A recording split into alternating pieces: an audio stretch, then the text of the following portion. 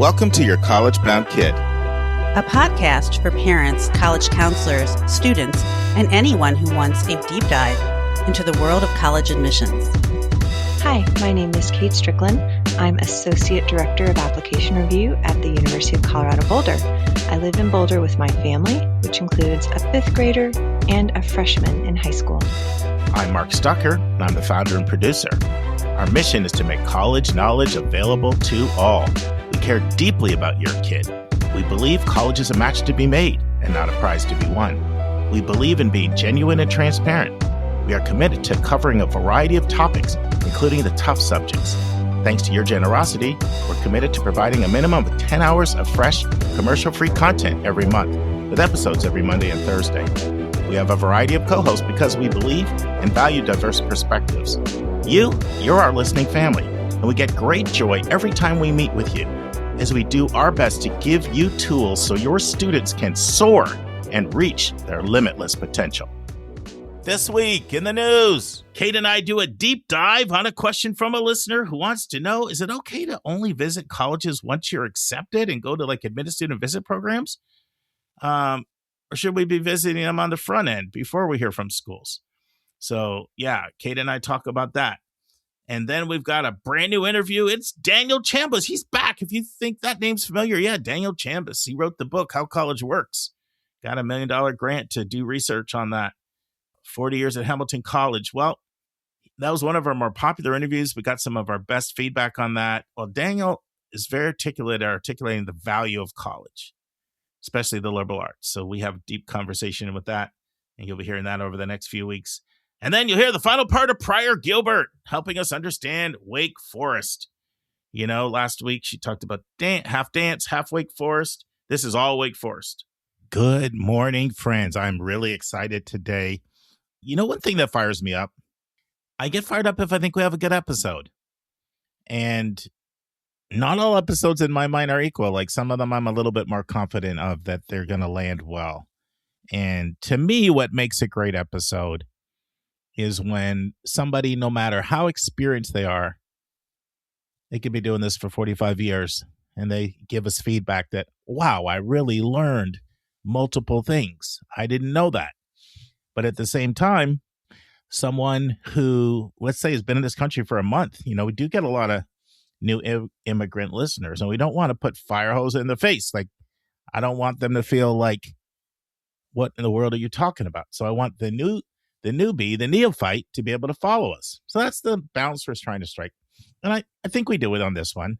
But it gets me excited when I think we have a good episode. And so I think we do. But I have a lot of announcements today. And there's also some new wrinkles in this episode. That's probably another thing I like about it. You need to stay all the way to the end. We have a brand new outro I'm excited about. We have a segment in the middle. There's some new stuff. But I'm going to start by playing a couple messages that came in from listeners. And then I'll, just have a little commentary on them. Hi, Mark. It's Emily from Ohio. I just listened to your Thursday podcast about HBCUs. I was very curious and interested, and I'm happy you shared it. Even if you don't have a majority Black listening audience, like you said, your listening audience is curious and diverse, and I loved it. I love learning about where schools are at this time, what's changing. I love to hear about Ivies, even though my daughter will never go to an Ivy. I love to hear about women's colleges, even though she's not going there. We're in Ohio. She's not going to go to an HBCU, Ivy, or women's college. But I listen to all of them because I learn and I'm curious. And I love that you speak out.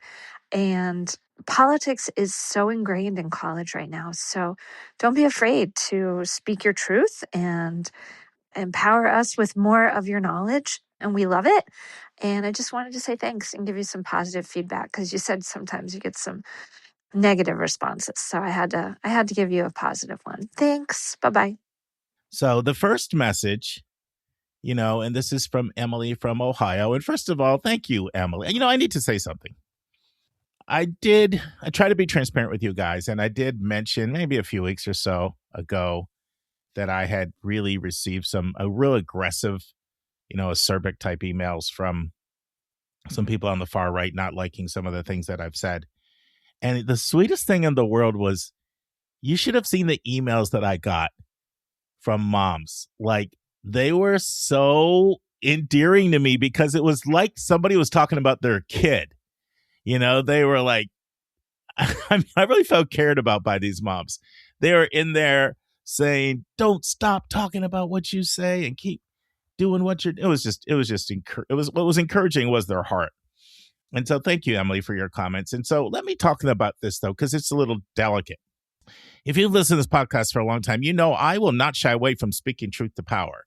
I will speak out. I've certainly spoken on a number of things, whether it's getting rid of, sociology and Black history and in places like Florida, or getting rid of all the diversity, education, and inclusion, and the war against taking funding away from colleges unless they do exactly what the administration wants. I mean, it could go on and on. I'm not going to, I'm a believer in affirmative action. I believe affirmative action is greatly misunderstood.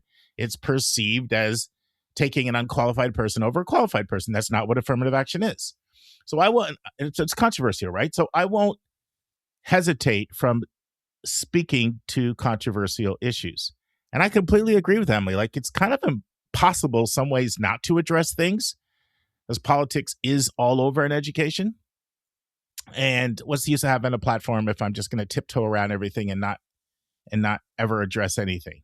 So that is my belief. However, here's where it gets delicate. I'm not talking about the hardcore MAGA folk. Like, most of those don't listen. Most of them don't listen to this podcast, and they probably wouldn't like the podcast. They probably should go find something from, a right-wing conservative organization that speaks on college. But there's another group of people, I'd call them center-right, and they are a little rankled when politics comes up, and they'll respond, and they do it in a much gentler tone. It's a loving tone. It's a little bit of a nudge. It's more of a, hey, listen, love the content, but maybe you might want to just chill a little bit on this. So here's the difficulty with that group.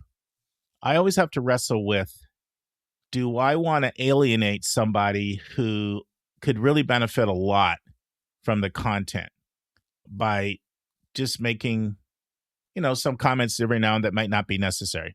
Now, if it's front and center, and it's front and center to the core of education, to colleges, I'm not going to shy away from that. And I never will. Like, to me, I'd shut the podcast down before I'd feel like I can never, ever talk about a controversial issue.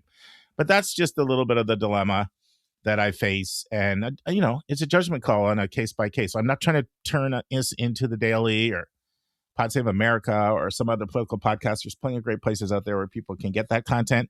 But at the same time, I completely agree with Emily. It's virtually impossible to avoid things with political overtones if you're going to really take topics on.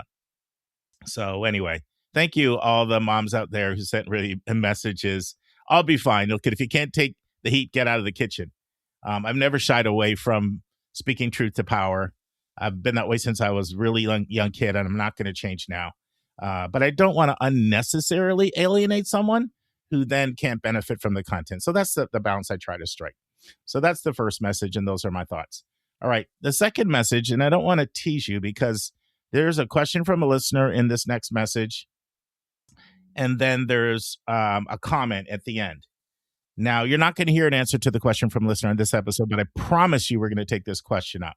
It's a fantastic question. We will be taking it up, but I do want you to hear the comment at the end because it's something I've been wanting to address for a while, and it's going to lead to a number of things that I'm going to say.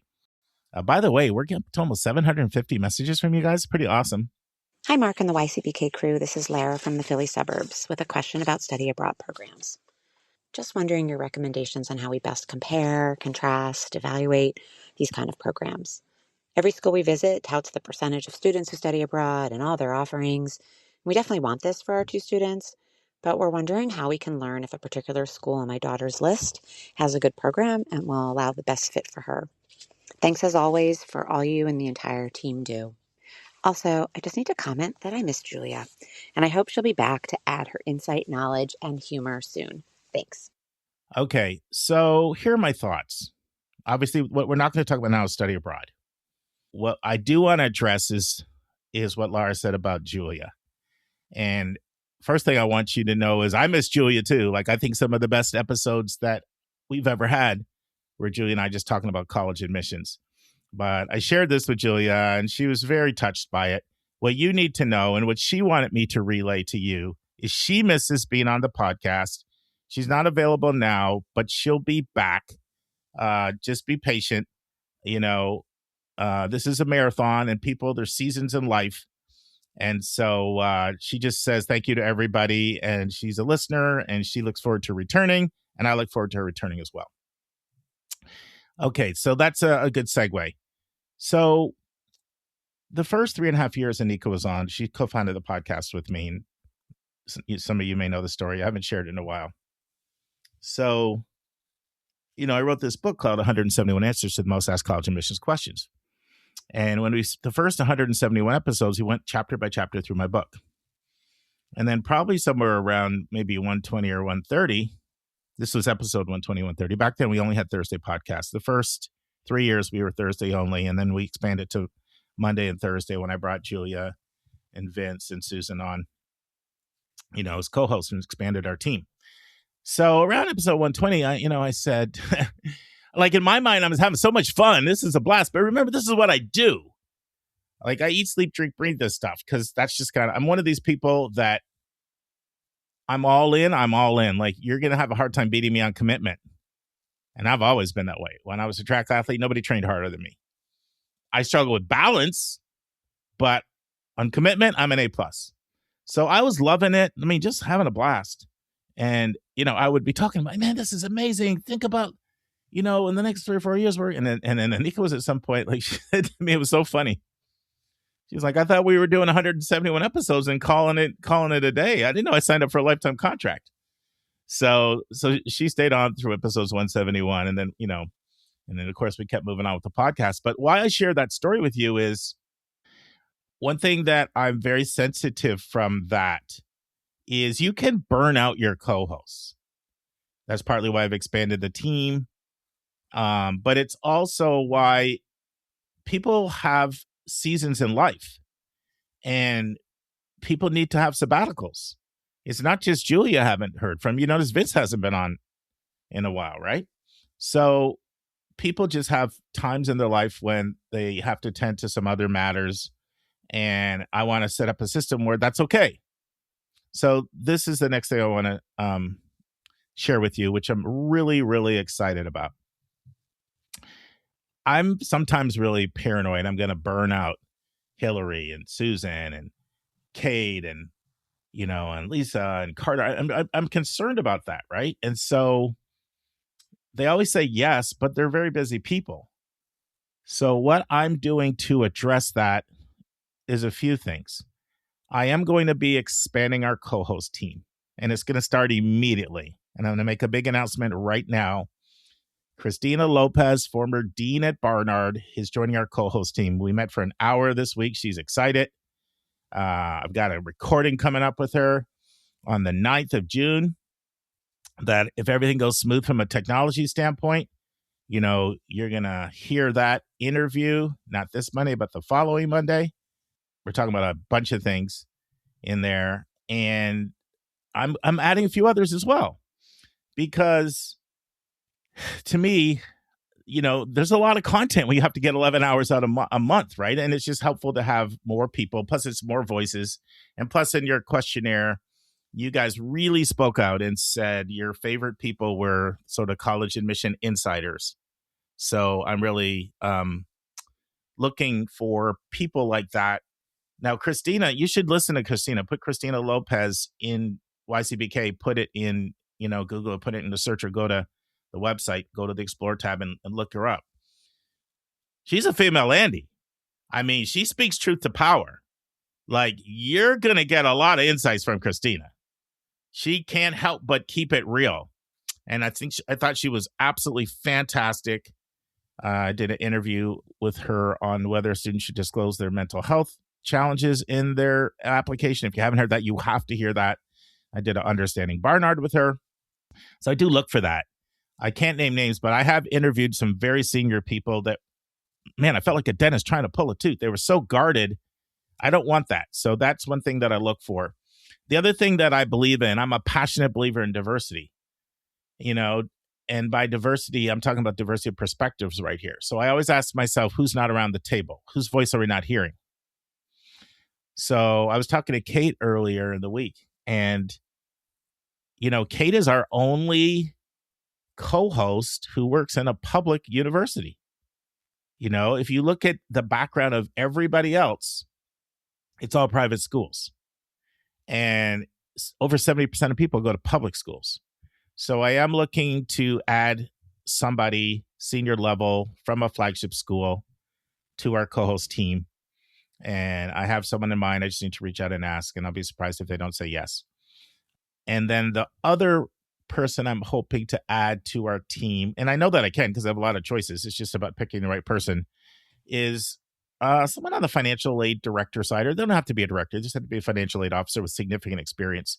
I can go out and bring a ton of people on here to talk to you about money.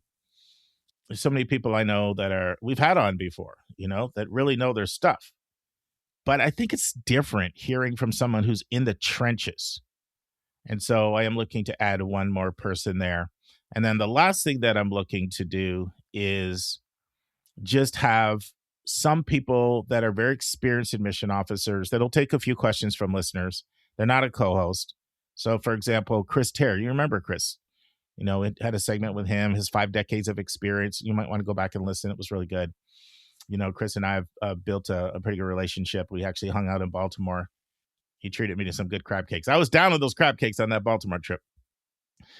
Chris and I are also doing a recording actually this week and take on some questions from listeners. So there'll be sometimes I'll have some people, either very experienced college counselors, usually who have been on both sides of the desk. If I have a college counselor, both sides of the desk, or very experienced admissions people that are not necessarily co-hosts. So you're going to be hearing some more voices like that. To me, a co-host is someone you're going to hear them at least on 6 episodes a year. It could be as many as 30, but remember, we have 104, versus me tapping. I just want to make sure that I don't burn out Kate and Carter and Hillary, and Susan and Lisa and everybody else on the team. Linda, I don't want to burn everybody else out. And I also want you to hear different voices.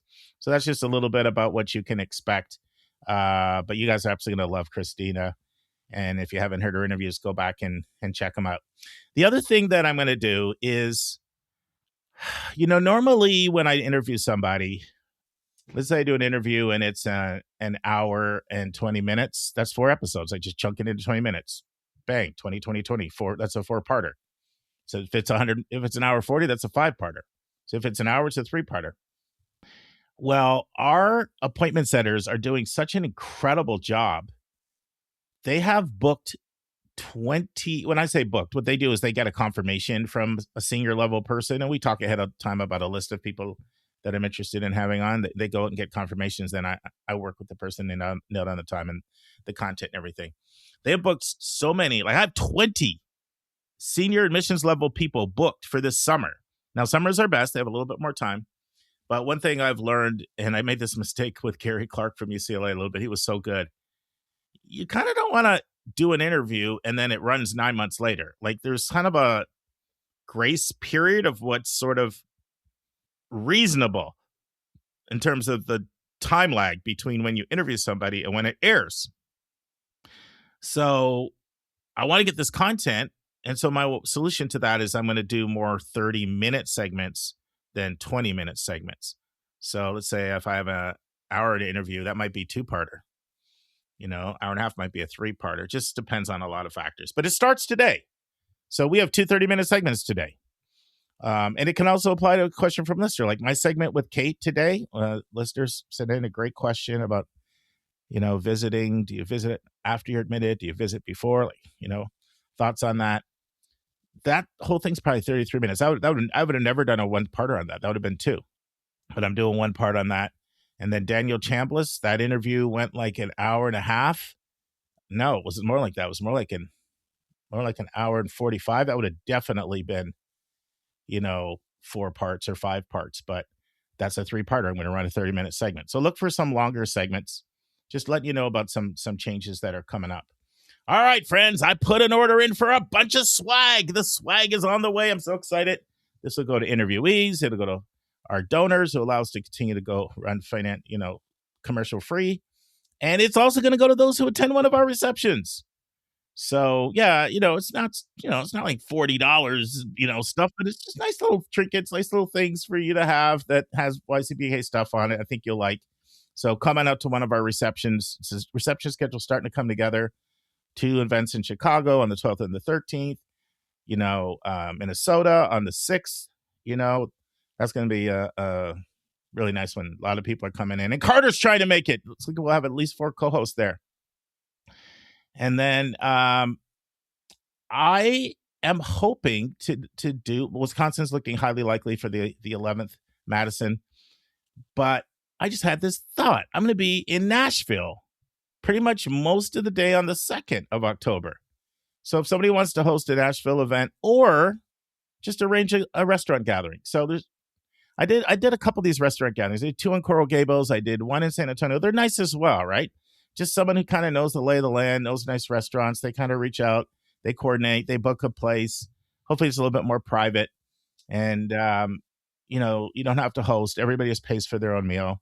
It's kind of still fun. We're just meeting each other. So if anybody's interested in that, either hosting or sort of organizing a restaurant gathering, 2 slots available, October 2nd in Nashville, and then anything between the 22nd and the 30th in either Cary, Raleigh, Durham, or Chapel Hill. And Lisa will join me for that one. All right. Friends, I told you this episode is a little different. I'm going old school. That's right. I'm going old school. I've got an admissions tip. I've got admissions vernacular. I've got a big number. I'm dusting it off. I'm pulling it back. But let's transition to hear from Kate talking about when do you visit a college, after you're admitted or before? And what if you don't have any choice? You can't visit ahead of time. Are you at a disadvantage? Let's listen to Kate. And now it's time for a question from one of our listeners.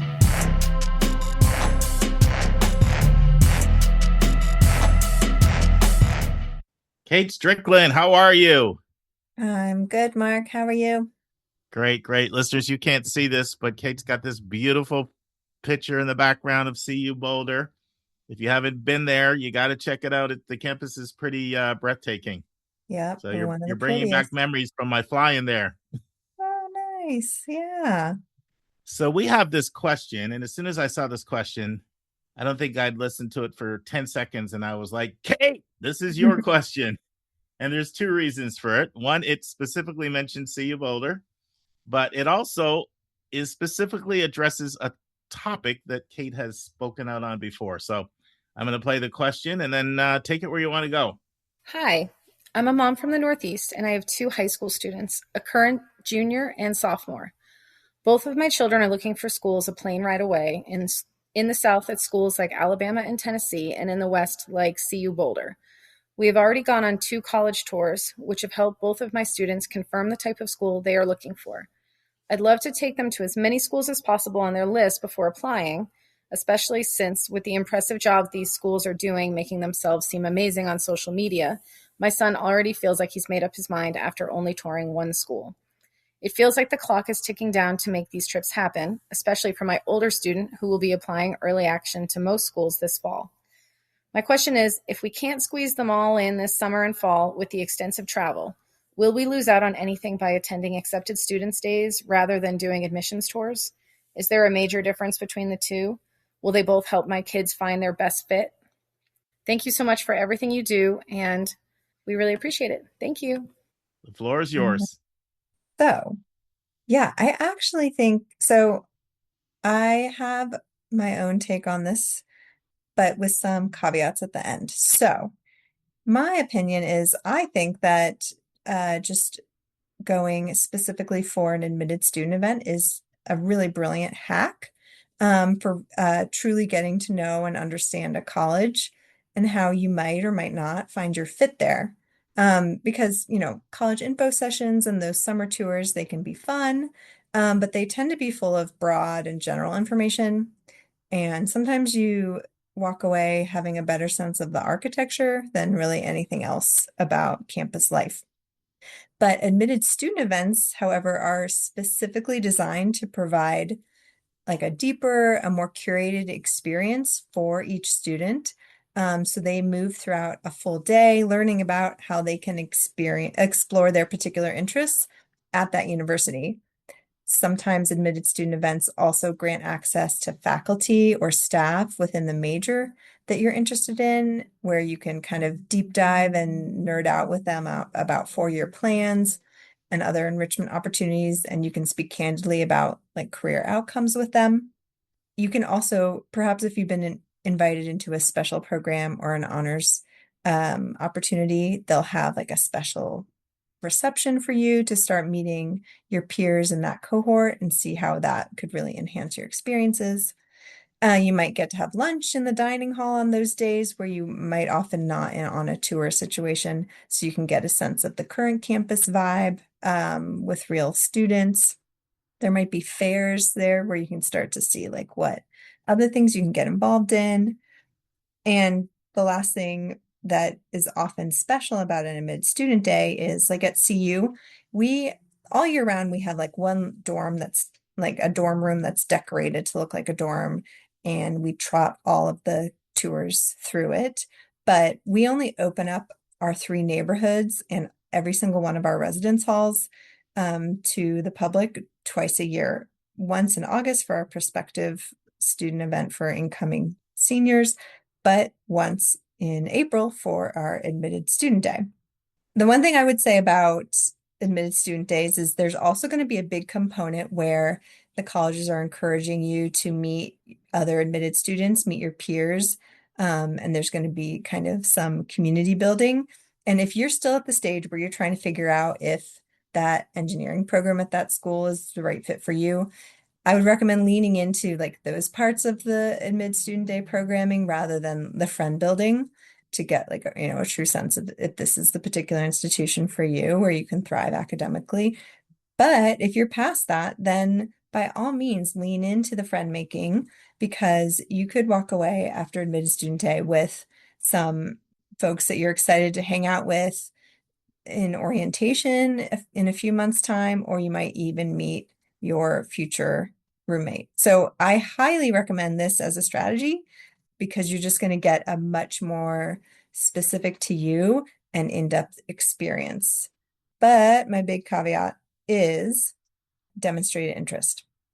So at CU Boulder, we don't use demonstrated interest when we make admissions decisions, but for colleges that do, some different factors in how you've interacted with them throughout the years can be prioritized.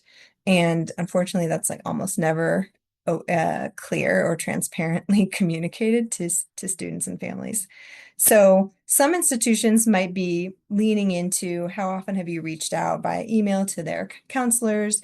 Have you done an interview in your hometown? Have you gone to college fairs and visits in your hometown? Have you been clicking on their website? But some may prioritize, have you made the effort to come to their campus already and kind of do an exploratory visit or a tour prior to applying? So Mark, I'm super curious what your thoughts are about like for the DI influenced schools, what would your advice be here? Yeah, I'm really glad you brought that up. So a couple of things. One, we always encourage people to go to the Common Data Set, section C7. It's a question on there where colleges have to rank a number of factors as either considerably important, somewhat important, important, not important. There's a scale. I find sometimes where a school slots, demonstrated interest is one of the choices, interest in the school. Sometimes I find where a school slots demonstrated interest is different from my experience with them. And normally they undersell it.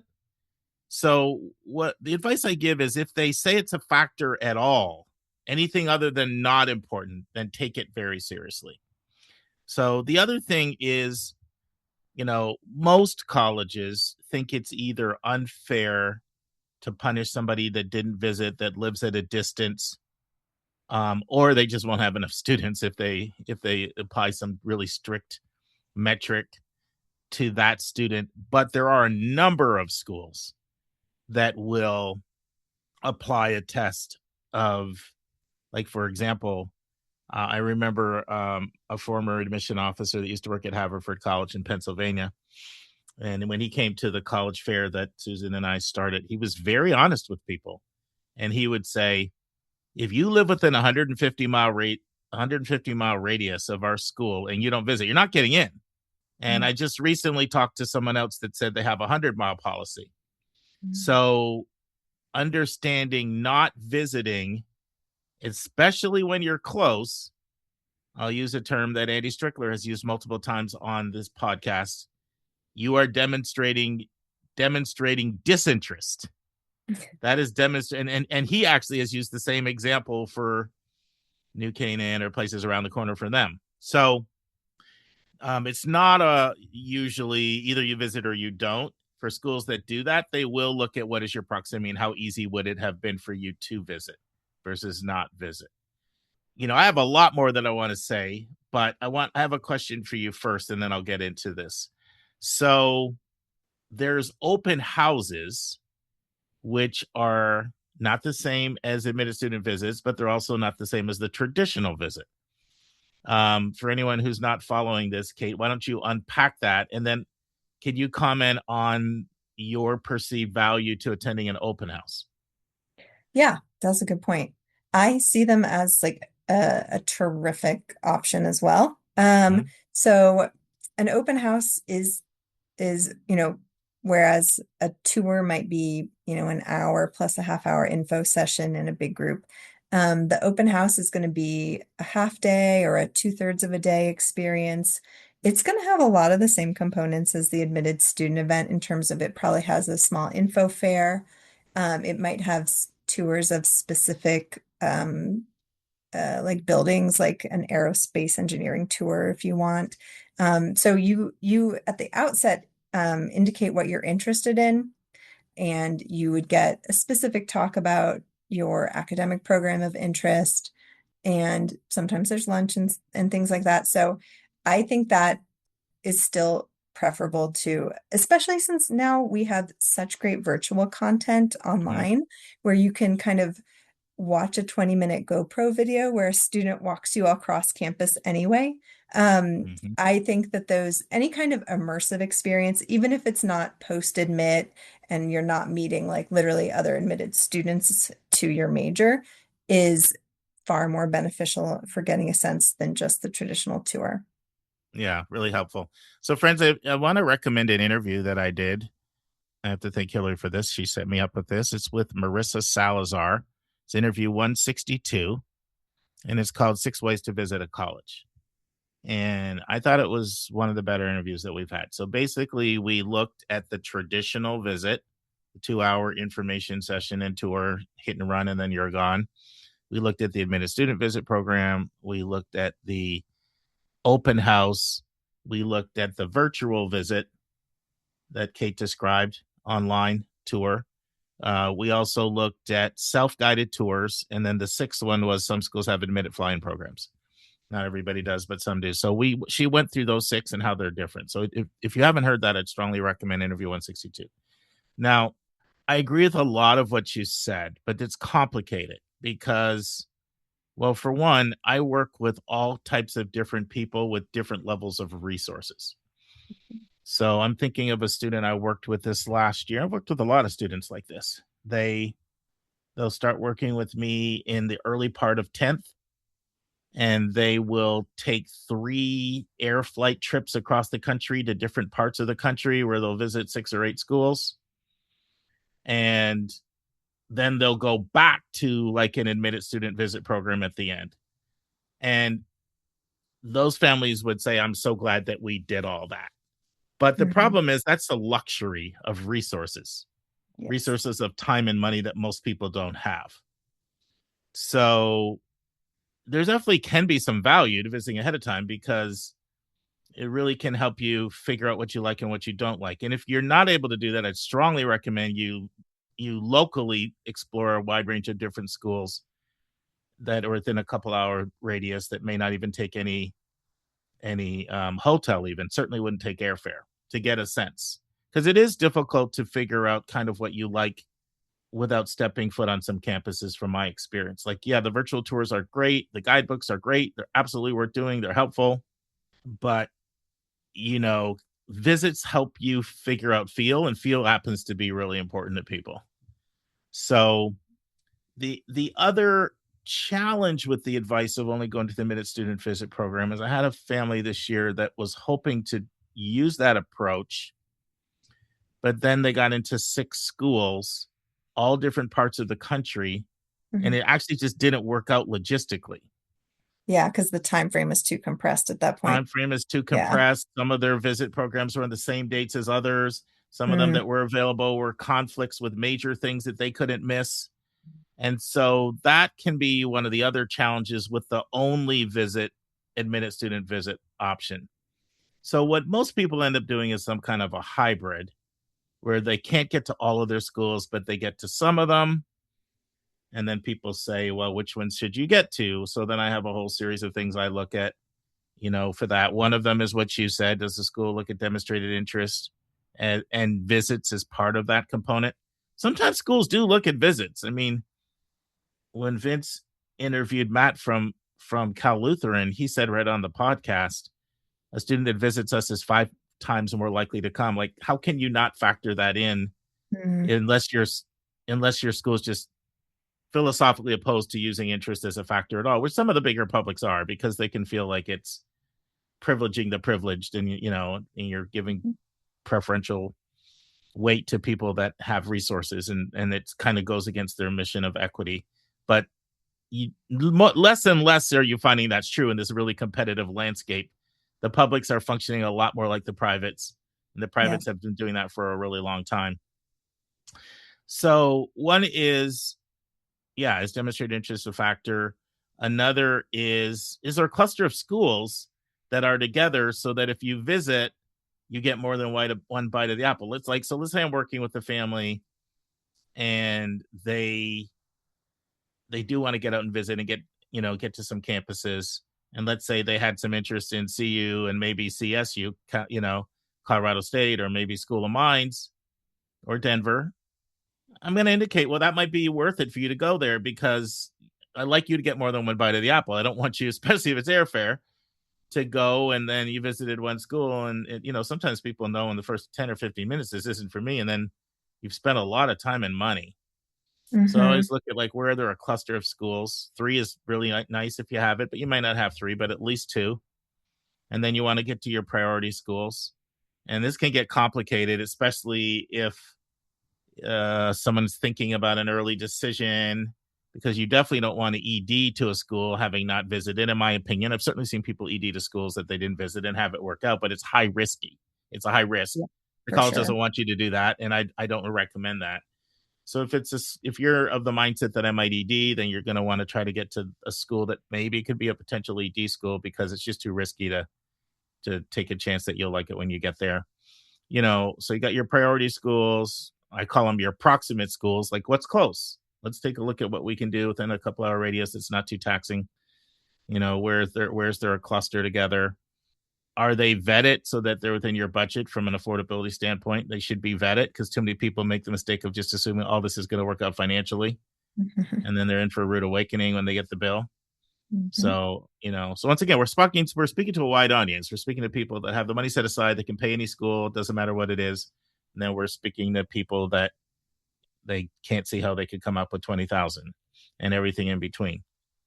But that financial vetting is really important. Now, to the extent to which you can use virtual tours and all the other sources that we talk about all the time of doing the research to get that number whittled down, then that strategy can be a lot more helpful of, okay, I'm going to only go to those schools that I Yeah. get in. And then different people start this process later at different times in the process. But I would agree with the fundamental concept that if I was only going to go once, I'd rather you go to either an admitted student visit or an open house. And I see lots of similarities between the 4 to 6 hour fuller open house program and to the admitted student visit program. They're just a much fuller look at the school. Yeah. Yeah. And I would caution Mm-hmm. about like there's a ton of different online content now. Hmm. I would caution against whittling, like truly whittling down your list and like taking a school off your list based on a YouTube, like a Hmm. current student's Hmm. content, because often they have their own take or an axe to Hmm. grind. I would Hmm. kind of, when you're really like truly researching a school and you might not visit it, using the um the admission office like online content to get a sense, because that's going to be pretty similar in terms of the glossy general overview that you would have gotten in person at a tour and info. Yeah, and all the tools, right? Whether it's like reading strategic plans and mission statements, looking at their custom prompts and Mhm. looking at core values and looking at the departments and looking at student life. And I mean, there's so much you can do from your computer. You can find clubs that are of interest to you, and you could reach out, find the contact at the club and reach out, and would it be possible for me to talk to, Mhm. you, because I mean, there's a lot that you can do on the front end, and we're just scratching the surface. And literally, if sometimes I feel bad for Jen because she's on our team. She's the one who meets with everyone to show them how to research a school, and Mhm. she tries to do it in 45 minutes, but it's almost impossible to go over like all the websites and all the different tools and sources that are there. So yeah, but you shouldn't feel bad that you can't get to all your schools on the front end, because most people don't. Even when a lot of families I work with, like most families actually that I work with, no matter how wealthy they are, they either can't get to all their schools because it's either an issue of money or time. One of them makes it difficult for them to get to all of their schools. So most people end up doing some type of a hybrid where they get to some ones they deem to be a priority. And then they just, they either say, well, the others I'll either go to an admitted student program, or it's a little bit lower on their list. And it was kind of more in the role of, I probably wouldn't go to this school over some of these ones I visited anyway in their mind. But it's absolutely an important question. This is something that people wrestle with all the time. And sometimes they see their friends visiting all these schools and they can't do it either for money or for time reasons, or they start it late. And there can Mhm. be some guilt about that. You shouldn't feel guilt. Like it's an incredible luxury. Like this is actually, I mean, visits are really expensive, especially if we're talking about airfare, hotel, rent a car, meals, jet Mhm. setting all around the country while you're still got to pay for college. You got app fees, you may have private school fees, you got all kinds of senior things with fees, you got multiple kids. Like it's a lot of money and a lot of time. And so I do want people to feel liberated from sort of false guilt that I just feel bad we can't get to all of them. Like you should know that that's the norm. Mhm. And that's the norm actually for people across socioeconomic the spectrum. Like for some type of people it's money, for some people it's time, but usually money or time keeps people from being able to visit every school. It's a smaller number of people that I work with that get to all of their schools, and they almost always start in spring of 10th, and then they do some visits over the summer, and then maybe they get out on because it's not that easy. And some schools make it actually hard to miss school too. You Yeah, know, for it sure. can be difficult. So then maybe they get a few times where you can go out and visit, but it doesn't always work. Kate, I have a question for you. What are your thoughts on summer visits? People ask that a lot. The only time I could visit a school is in the summer. Is it worth it? Is it not worth it? What are your thoughts on that? Yeah, I mean, it is the prime time to get out there and visit. I think in terms of like your recommendation for clustering, Mark, that can Mhm. be the best time to do it. Yeah. So I fully acknowledge that, especially if you can kind of turn into a family vacation and, Mhm. do a combination. But I do think like so much, because it's empty, um, you're really just learning the information that you could have found out online. Because they're just, summertime at universities is so different than the school year. Um, and I have a then, slightly different take than you on that. oh yeah, Like, okay, yeah, I go for still it. think they're valuable. I still think they're worth doing if that's the only time you can do them. Like, I still think you're able to hopefully now, okay, I differentiate between going to a school when it's closed. Mm, That I don't recommend, right? You have like mhm. over the Christmas break and it's literally a morgue. That Right. I don't recommend. Now, if it just Yeah, happens that you're 5 minutes away and you're in the area, of course, go by a drive. Who wouldn't do that? That's different. yeah. But don't take a trip to a place that's closed. But one, this is one of the main times people can go, like you said. Like, this is when you could afford to take a 10-day trip if that's what you want to do and visit a bunch of schools. I definitely do not recommend you visit more than 2 in a day, and if you have the luxury of one, that's actually ideal, but I realize it's not always possible. And it's not necessary if 2 schools are close to each other. Like, somebody could easily do, like, Denver and see you in the same day or something like that, because you guys aren't too far from each other. Mhm. But I find that, one, you can still find people to talk to if the place isn't just closed. And then this might sound anti-intellectual, but I find it to be true. The whole feel of the campus, I realize it's different when it's fully packed versus when it's sparsely, packed, but it still just has an impact on people. The size, the architecture, Mm. the location, the surrounding area. It's usually enough for people to know if they want to keep it on the list or take it off the list. Mhm. So I do find, and Karis and I went out to California and did a big, I don't know, maybe 8 or 10-day trip at the end of 10th grade for her. And, it was enough for her to know which of those schools she would be interested in and which she wouldn't. So I do think there's still, when people are like, oh, I don't want to visit unless it's the school year. Yeah, school year fully in session is the ideal. But that whole thing, don't let the perfect be the enemy of the good. I think Mhm. it's not realistic for people. Now, once again, I'm working off of some assumptions here. Like, most of the students that I work with, and I realize this is not necessarily true for everybody, they are looking at a pretty broad region of the country. Like, I don't work with very many people that are like, well, I want to stay within an hour or even 2 Mhm. hours. Like, most people that I work with, they're looking at least 6 hours away, and many of them are looking at national or international or at least half the country.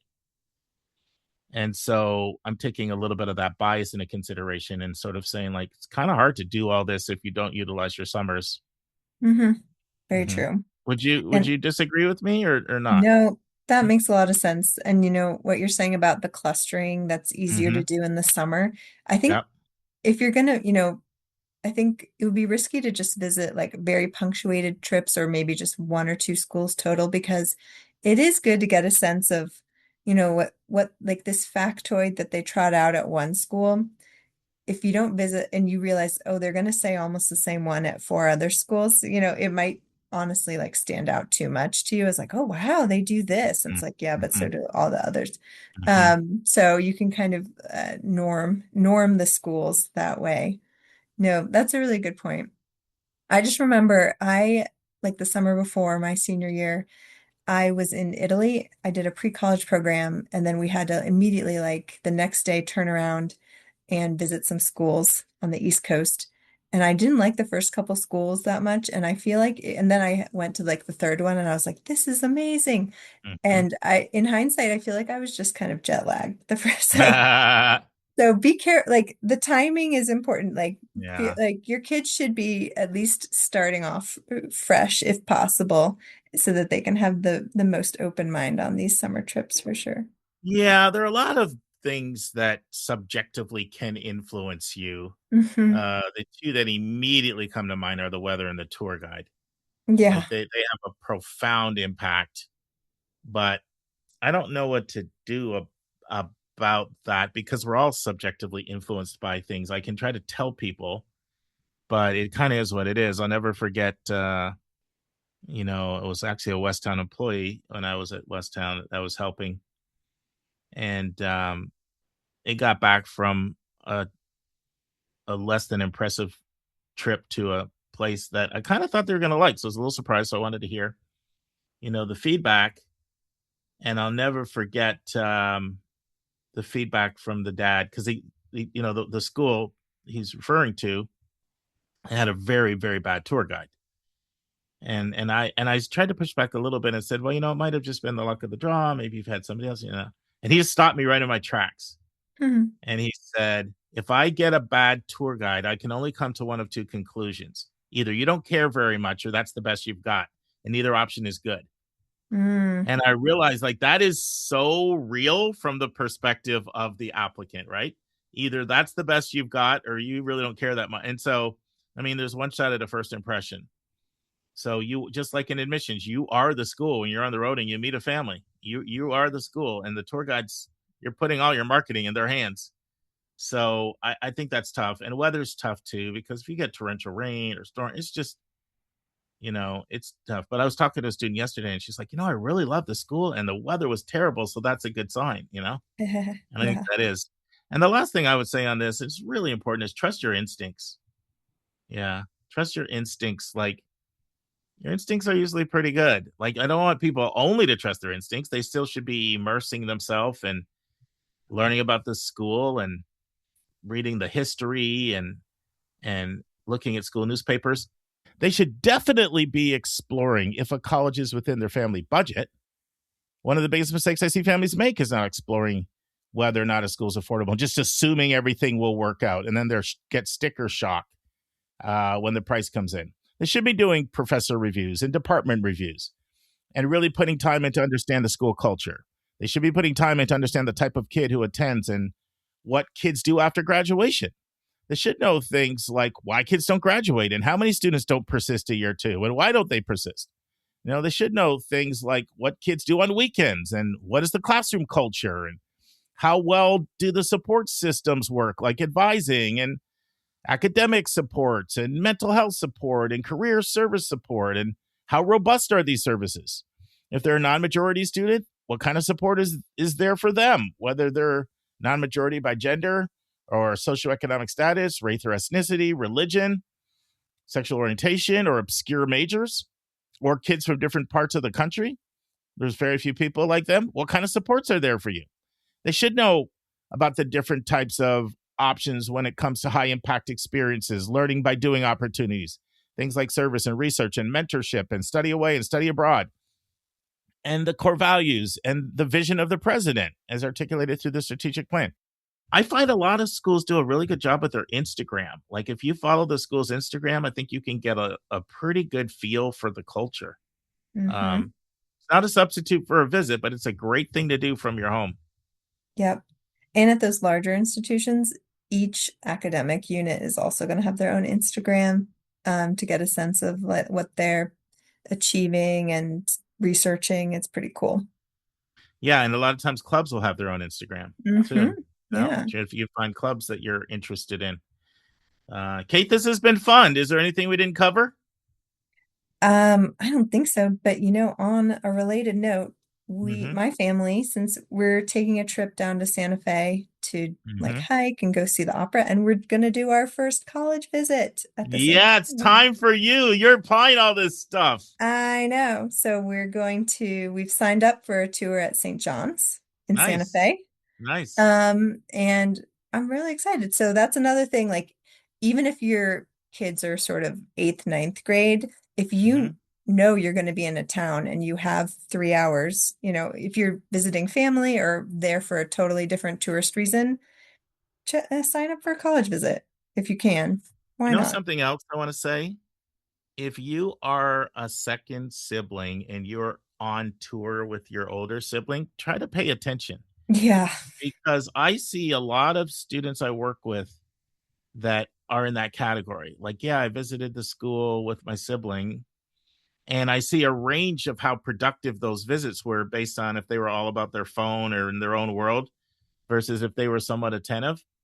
A lot of them have a sense of what they like and what they don't like because Mhm. they tagged along on 6 or 8 tours. And so I would say that to younger siblings is take advantage of that. A lot of times you're fortunate in that you might be seeing a bunch of schools in the 10th grade. You know, Yep. It could it's save you a hard lot if of time they're 8 or later. younger. I find it's hard if they're 8th or younger. They're just a little not in Yeah. that space yet, you know? Yeah. Yeah. Yeah.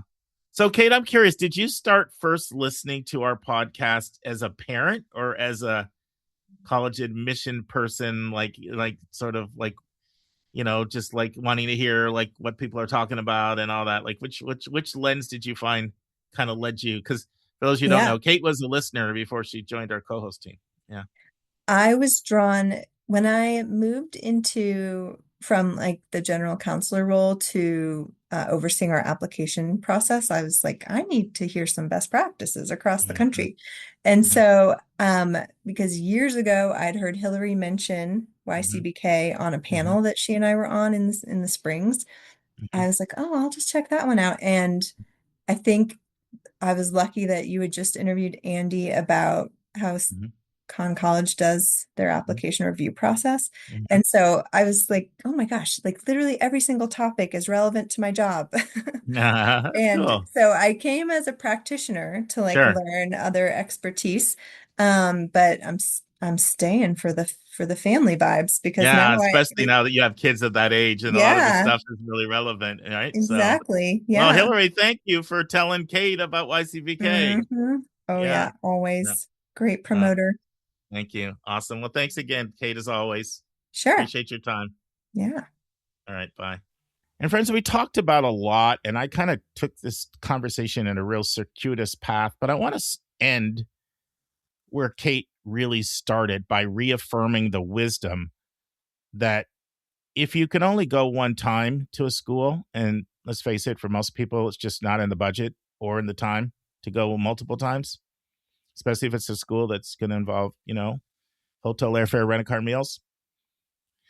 Admit a student day is probably the best option. And right up there with that would be the fall open houses. It's a very close second, And so, yeah, I just want to reaffirm that is a viable approach to take. And that I want that to be the closing thought. Friends, you now have 7 books you can pick from if we play your SpeakPipe question or comment or tip on the air.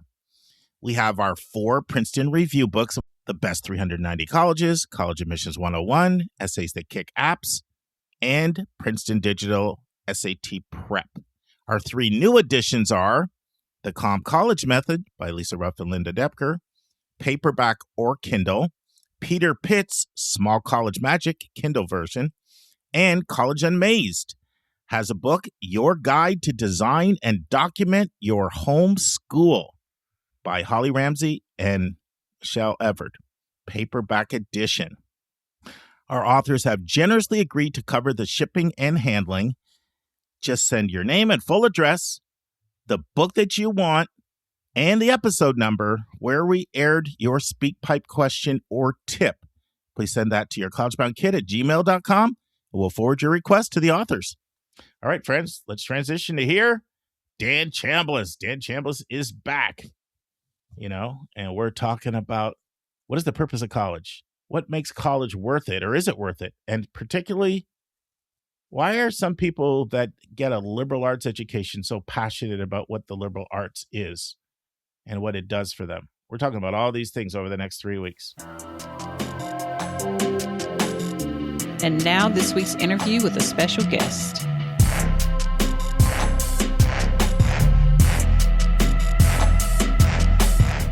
Friends, in part 1, Dan gives his backstory. Dan tells us what college does uniquely well. I share what college did for my own kids, Karis and Joy, my daughters. Dan and I talk about what is behind the war against college. Dan talks about the experience of liberal arts graduates in their first 5 to 10 years out of college versus the next 20, 30, 40, 50 years. And he talks about the difference. And he's been studying this. Dan talks about the difference between going to college as a commuter versus having a residential experience. Dan and I talk about how important is selectivity when it comes to choosing a college. Dan shares what a student should do to get the most out of college. And then Dan shares, how do you find a good professor when you're at a college? Listen and enjoy. Friends, Daniel Chambliss. Dan Chambliss is back. Welcome back to the Your College Bound Kid podcast there, Dan. I'm delighted to be here, Mark. Good to see you. Yeah, well, you were fantastic last time. I continue to hear really great things and was thrilled that you agreed to come back. Why don't you tell our listeners a little bit about yourself in case they never heard your first appearance? Okay, let's see. Relevant stuff here. I spent 7 years in grad school at Yale. I got 2 master's degrees there and a PhD in sociology. My subject was social psychology and organizations. So internal dynamics of organizations was a big thing for me. Did some work in management as well. in management school. Then I spent 40 years teaching at a small liberal arts college with time out for teaching a couple of other places along the way as, visiting gigs.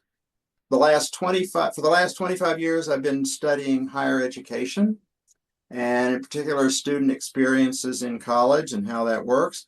Along that way, I also spent 6 years on an accreditation board overseeing something over 500 colleges and universities in the Northeast and making sure they're doing what they're supposed to be doing. At the end of all this, I did a book with a colleague named Chris Takis, a book called How College Works that Harvard University Press published, and here I am. That's about Yeah, it. that was the subject of our first interview. I'd Yeah. strongly recommend people go into our archives and listen to it if you haven't heard it. Obviously, Dan wouldn't be back if it wasn't really good. And so I found out afterward he's sort of a frequent speaker on the topic of the liberal arts. Yes. And that's our topic today. We're going to delve into that a little bit. And so why don't we start with what does college do uniquely that's special in your opinion? Well, that's a real important question. I think people don't think about very much because they sort of think, well, you can import, let's say, college courses into a high school, and it's the same thing. And that's a fine thing to do, but it's not the same thing because there are several things college does, I would say uniquely does, for the most part. Now, this is all assuming the student takes it reasonably seriously, okay? Sure. Like college, you don't just show up and float around and see what happens, okay? But assuming that you try, I'm not talking top grades or anything, but assuming the student does it, I'd say there are three things that are real important here. One is getting outside of your local experience. So if you go to your local high school, which is what most people do, and they all have to go to high school, you're still in your hometown and you still live with your parents and they have a lot of influence on you and they care about you and that sort of thing, which is great. When you go to college, you get outside of that and you meet a wide range of people. And you meet people who think very differently than your parents did. And you get exposure to a lot of different folks. And you're away from home, not just in the literal sense, but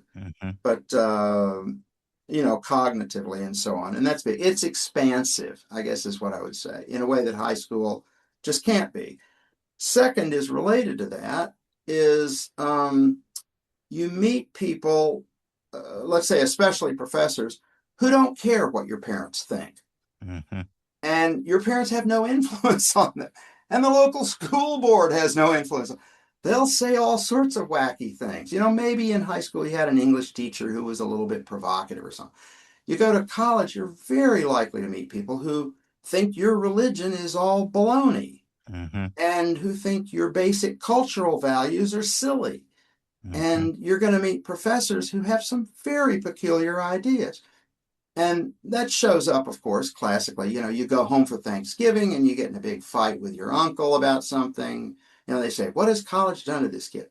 Well, what it's done is it's exposed you to other people, okay, outside your normal range. And the third thing is that you get exposed not just to strange people, but to real experts, to subject matter experts who are professional grade authorities in their subject, which means that you not only learn the information that they have, you also, to some extent, are going to learn how they came up with it.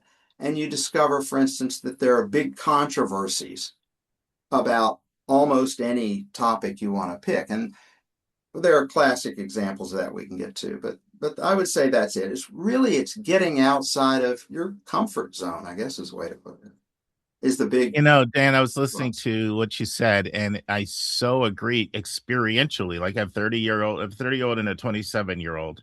Yeah. And I may remember I reference them all the time, and they had different experiences because my 30-year-old went to Davidson, which is a lot like Hamilton. Yeah, sure. And then my 27-year-old went to University of Georgia. Yep. But they both did every single thing that you said there. They challenged parental beliefs. And I have to admit, it was hard sometimes. Yeah. But I always respected the ability to critically think and to argue and Yeah, support and defend what you were saying. It yeah, was pretty impressive. yeah. So I That's saw what it the is. level of critical thinking go to a whole different level. That's it. A lot of it, That's like you said, was yeah, the exposure right, to professors and to different people that they didn't meet, and right. especially in that sort of in that residential setting or it's close knit. Yeah, And then I would say for both of my daughters, it was like jet fuel in igniting their intellectual curiosity and their mhm, desire to read and to learn. yeah, And yeah. I mean, that Yeah, really that's what it's it supposed to really do. came in college where that just took off. It used to Right. bother me that they didn't want to read that much Yeah. in high school, but Well, once they found some subject matter that was really interesting to them, yep, yep. You get it just took exposed. Yeah. yeah, it just took off. New topics and new teachers, and you're surrounded by very different people than you were in high Mhm, school. And every college is to some extent selective in some way or other, mhm, right? mhm. It's not just a random set of, everybody who happens to live in town. Yeah, It's either people who are, real intellectually serious, or people who are ambitious, or people who want to get away from home, or who mhm. knows what it is. But there's some sort of selection factor, and that concentration of certain kinds of people also stimulates you to do what you're talking about. You start thinking about what they're doing and why are they doing it that way, and how does that work, and that can be quite positive. What is your theory, Dan, on what's behind there's an all-out assault on college right now. Like, I was listening Oh to, like, yeah, pretty yeah. smart guys the other day saying, the smart people are gonna be the people that don't go to college moving, this kind of talk, and I was thinking about all of these things when they said it, like, Yeah, what about all this growth that yeah, is lost? yeah. And, of Well, course, a lot of times people are yeah, like this that sometimes I'm kind of into investing a lot, so a lot of sometimes it's people okay. I'm listening to, they're like purely looking at things through an investing standpoint. You know what I Yeah, mean? Like yeah, yeah, purely monetarily, right? Like starting yeah. your real estate Okay, empire or starting your okay. and they're pretty narrow focused that way. Yeah, But yeah. but it's still surprising to me. Like, these are people that went to college. Well, right. Huh. The Mhm. important thing, yes, pundit Scott Galloway, of course, had an Sure. opinion on this, and he said that he said recently that you'll notice the people who are telling you not you don't have to go to college all have Mhm. graduate degrees from Stanford. Yeah. I mean, they're not recommending this to their own kids. You Right. understand? They're just Yeah. saying, well, if it turns out you turn out to be an investment whiz in high school and can make a fortune, Mhm. fine, go do that. Or if Right. you're an NBA player, right? If Mhm. you're that class of, Right. I'd say go play Sure. pro ball Sure. while you can. Come back to Sure. college later. That's And that's fine. important. There always are That's exceptions. Like, fine. I Yeah. definitely Yeah. don't believe, I But used to it's work not for most KIP. people. You probably know KIP, the Knowledge is Power Yeah. program, that's nation's largest charter school network, and Uh-huh. their whole thing was college, college, college, college, and then they Yeah. started to realize that there are exceptions. Sure, there And is. Of course. I was always of that camp, even then I was like director of college counseling. There are exceptions. Yeah, that's Yeah, fine. That's yeah. fine. But There'll what be is behind it, like macro in the culture? It feels oh like those voices are well, louder now yeah, than sure. before. Yeah, I think there are two things going on. The Mhm, long-term trend is that uh, our econ- our economic system isn't as stable as it used to be, isn't as mhm, predictable. So mhm, there are no guarantees. There used to be guarantees, mhm, right? That when I finished college, it was clear we were all going to get good jobs, mhm, and that's no longer the case. So college is no longer the surefire ticket. So mhm, across the whole population, that sort of undermines people's faith in the system. That makes perfectly good sense. mhm, I think there's also a significant political component to it in the last 10 years mhm, because, the biggest political divide in the US is between people with college and without college education. I mean, that's just a fact. And I think so. There are some folks who see college as this sort of haven for left wing Marxist radicals, and they want to go after that. And that makes sense. I mean, if you're thinking that way. But I mean, I don't think they're correct exactly, but I think that's also a big part of it. So there are a lot of active attacks on colleges as being, your kid's going to go there and be corrupted and stuff. I think Uh, you're right. Like, part of it yeah, is that I mean, sometimes families I work with will talk to me Yeah. this way, like woke indoctrination, you Mhm. know. Sometimes Yeah, they'll say sure, that, sure, but then sure. sometimes they'll say the other thing you said, which is, I'm not paying all this money to get a degree, and then you're working at Starbucks or you're living Well, in my basement, that's you know? right. Let's So not be stupid about yeah, this. Right. yeah, No, yeah. it's true. It's true. Mm-hmm. But the evidence is real clear. Economically speaking, it's still a very good investment. And I would Mm-hmm. say, in particular, if you're, again, a good student, and I don't mean top tier, but, Mm-hmm. solid, right? If you're a good student at a reasonably good school, it's clearly a good investment long term. The Mm-hmm. problem is a lot of people can't afford to wait long term. Mm-hmm. Like you can't, I don't know. A lot of people don't want to wait 10 years after they finish college to start making big bucks. Mm-hmm. And that's sort of the trend for a lot of liberal arts people. The first 5 to 10 years, they're kind of floating around looking to see what they can do. And then they hit what I would call a sort of management level of things, and then Mm-hmm. they take off. That's what Mm-hmm. happens. And then they make big bucks. Now, I want to tell you about a conversation I had 13 years ago with the family I was working with. And so I was having a conversation with the parents, and the mom said that when I talk to my husband about Mm-hmm. college, it's almost like, he's on Pluto and I'm on Mars. Like there's Yeah, no yeah, connection whatsoever. And the yeah. reason Well, why she said this is because she had a residential experience and he had more of yes. a part-time commuter type experience. Yes, yes. Big So my difference. question for you is, like, how important do you think the residential component is in the value of the learning? Well, I would say it's the difference between 24 hours a day and 4 hours 3 times a week. Right? Mhm. Is that Yeah. it's immersive. That's the difference. Mhm.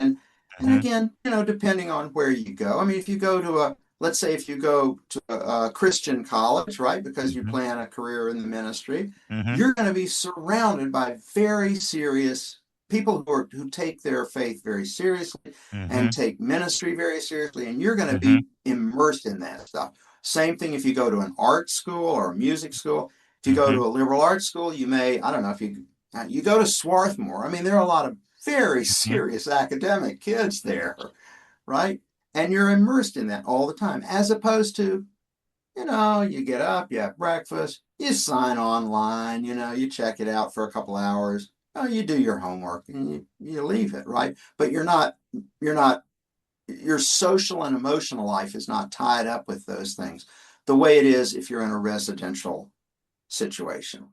And in the residential colleges, everybody says this. I mean, this was certainly true for me.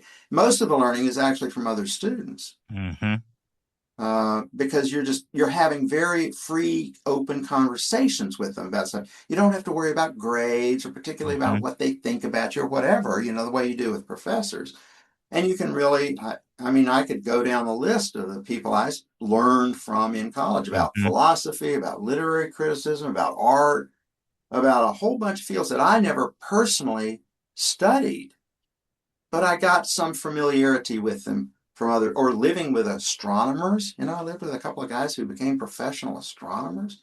Cheapers, I had no knowledge of that stuff. And now I have at least some sense of how those people operate and what they do. And you get that in a residential setting. If again, you've got to be able to afford it. You've got to be able to afford Sure. to take the time, and the money to go do that. No, and it's always important that we include outliers in our conversations. Oh, Well, it's yeah. not even outliers really, because the majority of people don't get the luxury of going and living in a Right. residential setting. And if you're, Sure. Sure. if you decide hey, I need a college degree and I'm 32 and I've got 2 kids and I've got a job and I can't Of afford, then course. you're gonna do what you can. And if Yep. that means taking part-time Yep. classes at the Yep. community college or Yeah. Yeah. And doing you your do what you online, you do. can, Yeah, and yeah. you have your own purposes for that. That's fine. Mm-hmm. That's great. Mm-hmm. Yeah. Mm-hmm. So Yeah. here's a question I think about a lot. How important is selectivity in the learning experience?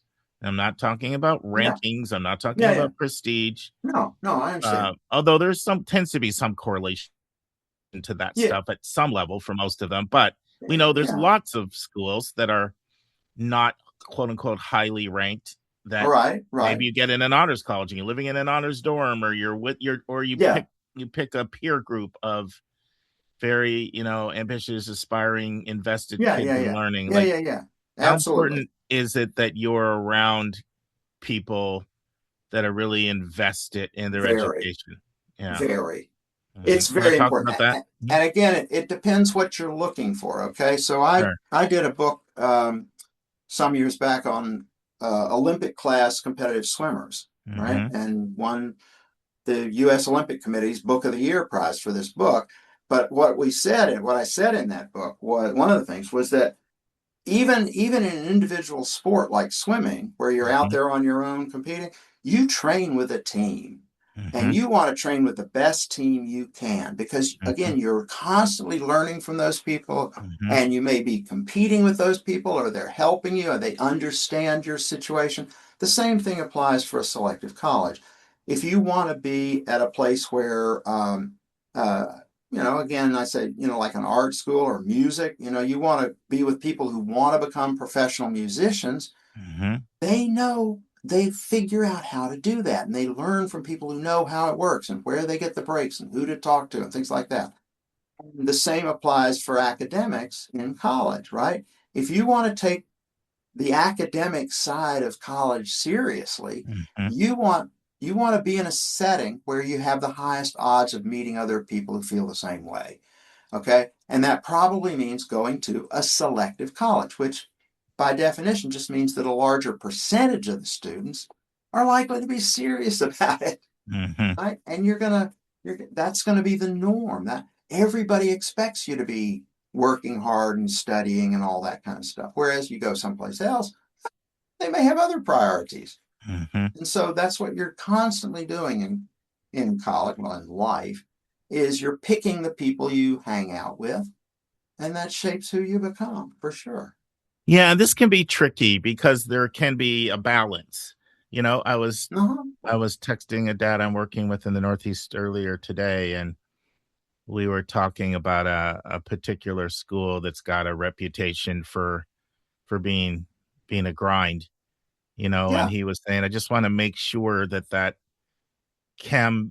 bio component is not yeah, more than my daughter can handle. And I respect that, that's like, a, because absolutely I've seen that. And right.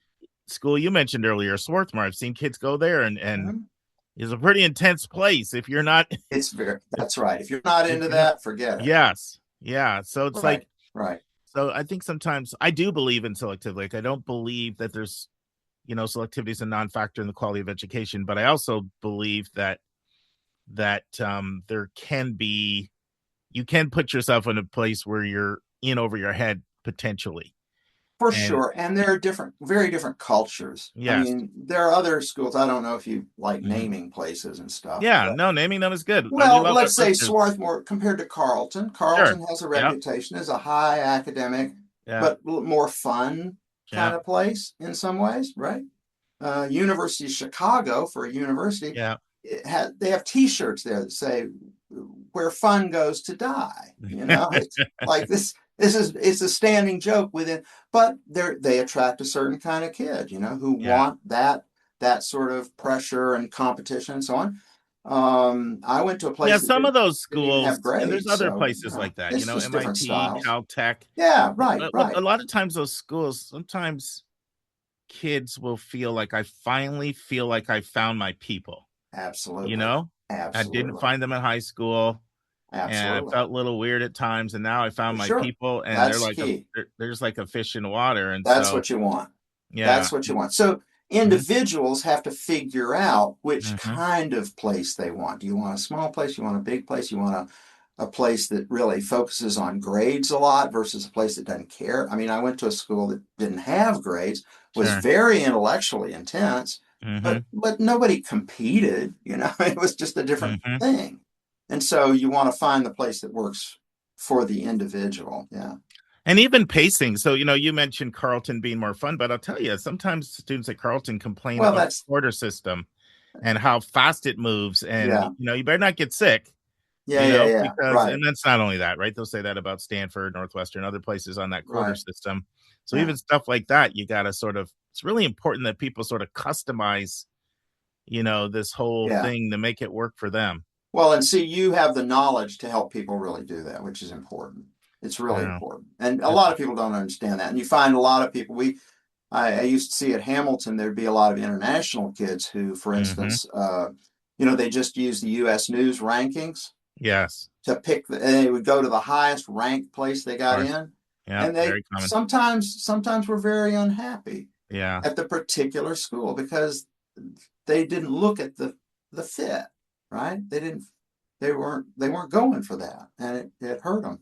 It's a constant challenge. I have this saying, which is numbers do voodoo on the brain.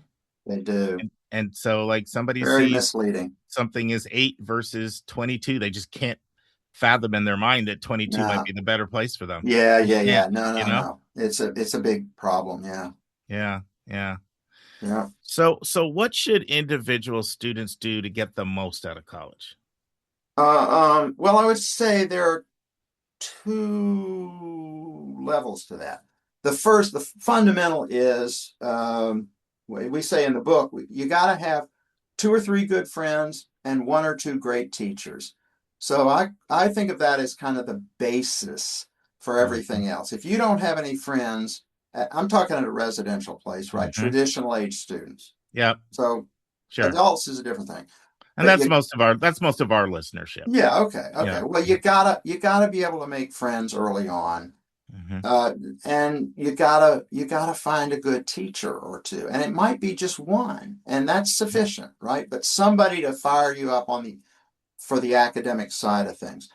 After that, I mean, once you kind of settle into those, I would say the big thing is grabbing unique opportunities. Like mhm, there's stuff you can only do in college, and maybe only at this particular college for that matter. mhm, Um, for instance, nobody learns math after school. Okay, like mhm, you've got to get it in college, or you ain't gonna get it. If you want to learn some math, you better do it then. Study abroad.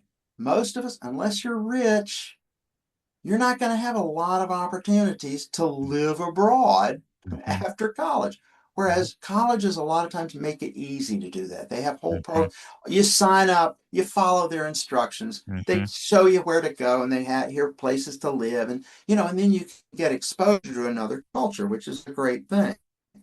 And so I would say again, grabbing the unique opportunities is the big thing. I don't know, join the Islamic Student Association, right? mhm, The fact is, in America, you're not likely to spend a lot of time with Islamic people. It's just the nature of mhm, things. But you can in college, and you can mhm, find out where they're coming from and what they're thinking and why, some of them see the world differently than mhm, people who've lived in Georgia, that do, mhm, and things like that. So mhm, grabbing the unique, the special stuff that you mhm. can't get elsewhere is what I would say. You want to maximize the payoffs and the educational payoffs. So let me ask you the $1 million question. I think a lot of our listeners will be interested in this. We have a lot of listeners who just had a student complete their senior year Yeah. now, and they're heading off, but they still continue to listen, either because we do a fair amount of content on being successful in college, or sometimes they still have another kid. They're thinking about their ninth or eighth grade or 10th grader. Yes.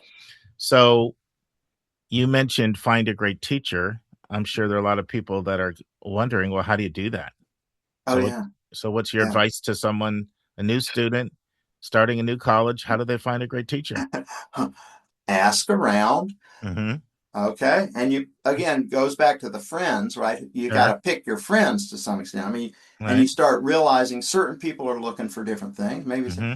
oh, that guy, Mark, all he cares about is sliding through the class so he can go Mm-hmm. back to his dorm and get drunk or something. No, no, I'm not taking his advice, Right. but Right. taking advice from good people.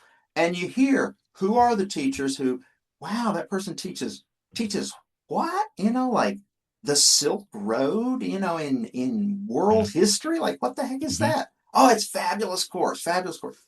I don't know what it is. Maybe I'll try it, because you hear that somebody is a fabulous teacher at something maybe you didn't think was interesting. And that can open up whole new pathways for you, right? Or you hear somebody there could be people who are great intro teachers, like a great anthropology instructor, and suddenly you start learning about other cultures, and you ask around and find out who those people are. and try. And it's not like that's all you do, because you come into college and you probably have subjects you're interested in. Sure. But I will say the college level of a lot of subjects is not like the high school level. It can be an almost different subject matter, you know. Mm-hmm. College psychology is not like high school psychology. College sociology didn't exist in high school. I mean, most people never have it at all. College math may be quite different from high school math. So it's asking around, trying a bunch of things, and then sort of go with what seems to work well for you. And I would say, aside from vocational requirements, teachers are more important than topics, because the big issue is your own motivation. You know, the big challenge is getting yourself to do the work and being excited about the subject. And the key to that is a great teacher for most people, most of the time. Friends, this concludes part 1 of my interview with Dan Chambliss on making the case for the value of the liberal arts. Hope you join us next week for part 2. All right, friends, it's time for admissions vernacular, the big number and admissions tip. Going old school. Admissions vernacular is institutional methodology. And I'll give you a second one, IM, which is just obviously an acronym for institutional methodology. So when it comes to how colleges assess how much you can pay, everybody's looking at the income and assets of the student and the income and assets of the parent. But there's two types of methodology. Federal methodology is what the FAFSA uses. And with the FAFSA, everything is clearly scripted for you, you know, in terms of the institution doesn't have a say on whether or not you use home equity or not, you know, or whether you use, you know, or how, for example, whether 529s are factored into the calculation, you know, and seen as an asset. You know, I could go on and on, right? The bottom line is it's standardized. Okay. Now, different schools have different amounts of money. So one school still may be able to meet a student's need or meet 60 or 70 or 80 or 90%, but you get an SAI, student aid index, and it's standardized. Institutional methodology is exactly what it stands for. Each individual institution has their own way of interpreting the financial aid data, and that's based on the resources they have and their personal philosophies.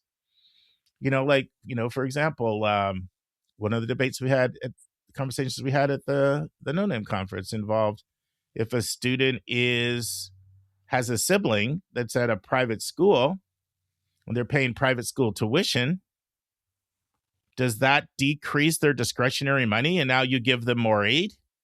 Or do you say that's a lifestyle decision that you chose to make? We had a really nice, robust conversation on that. So that's institutional methodology. And with institutional methodology, there's over 350 different factors that a school can use or not use. And that's one reason why financial aid awards are absolutely all over the place. All right, admissions tip. So a lot of times people are not sure when they're filling out the activities list how to fill it out. You know, you guys know I don't like that term activities list, right? Because I really wish they would call it like time commitments, because that's really what colleges want to know, how to spend your time. But you know what I mean. So Common App has up to 10 slots in the, you know, it's called the activities list. And it tells you you're supposed to put them in the order of importance. So a lot of times people have no idea how to put in the order of importance. I'll never forget one family that scheduled literally 2 meetings with me just to decide whether something should be number 2 or number 3. So one tip is to not overthink it. But the main tip I want to give you is this is an approach that I find is helpful. Ask your student should be doing this, right? If they could only put down one activity and that's it, what would it be? And once they've selected that, then say, okay, if you could only have one more, which one would it be? And it's something about that question that forces the student to really think through which ones are most important to them. And you're looking for things that are most important to you and where you've spent a lot of time. So that's just a good way. And you can keep doing that. Okay, if you could only have more, what would be number 3? It's a good way to help you with your ordering. All right, our big number. Our big number is 13,000. What is 13,000? Friends, you can go right into Common Data Set, Section C. It's right at the top. And you can see the number of applicants to each college, first-year admissions, by gender. And you can see acceptances. And if you look up Brown University, what you will notice is that Brown University accepted almost the identical, I think it was within one, number of males and females. So someone said, hey, I thought there was a gender skew. They're accepting, 50%, the same number of each. But they had 13,000 more female applicants than male. So a lot of times I find when I work with families, they have no idea how hard Brown is to get into for young ladies because it's been an extremely popular school for young ladies. Some of it is, still, this is debated, but people still think of the Brown as the humanitarian Ivy, and not always, but a lot of times, women are more interested in humanitarian work. There's lots and lots of exceptions. And then, of course, there's no engineering, robust sports, things like that are things that tend to draw male applicants. Many reasons why there's that skew, and they're certainly not the only school with it. But when you're working with someone and they have Brown on their list as a young lady, you need to know, like, from our data, Brown it's already in the top 10 of the hardest schools in the country to get into. Like when I went through and I gave you the 11 hardest schools, and I intentionally said I'm being balanced by region, right? So I gave you like MIT, Harvard, Princeton, Yale on the Northeast, and Vanderbilt, Duke, and Rice on the South, and Northwestern and Chicago in the Midwest. And then I gave you, Stanford and Caltech in the West. That's just from our data, but I was intentionally being balanced. If I would have just picked the hardest 11, Brown is definitely in there for sure. So, but for young ladies, it's much harder, and it's just really hard. And a lot of times not having that knowledge can cause people to overestimate their chances. So, so just take a look at that section and look at the gender differences by applicants. And especially if you're a DIYer and you're kind of doing this yourself and you're trying to assess your chances of admission. So, so there you go. I had to bring it back. And I would have a grinding my gears, but I tell you what, I already told you guys, I'm doing a grinding my gears for 650. And I tell you what, that list is getting longer and longer because I keep thinking of more things that are grinding my gears. And by the way, please send in your grinding your gears for episode 650, speakpipe.com/YCBK. Hit the orange button. Let us know what's grinding your gears.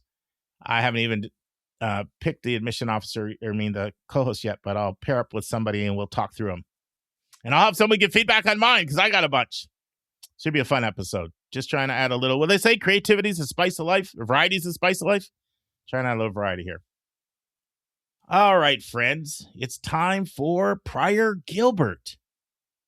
And, before we hear Pryor, I want to say something, and it kind of goes back to a statement that was made from, Emily from Ohio.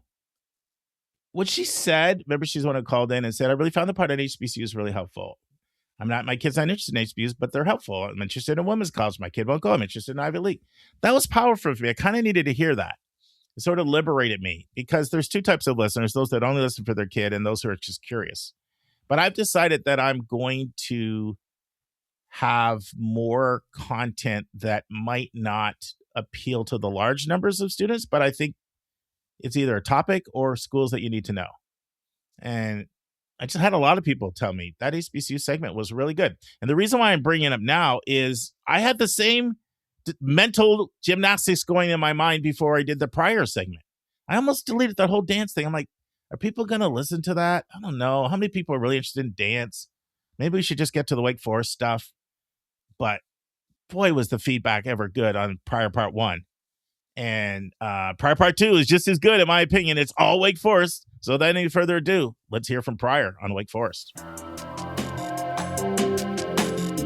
And now this week's interview with a special guest.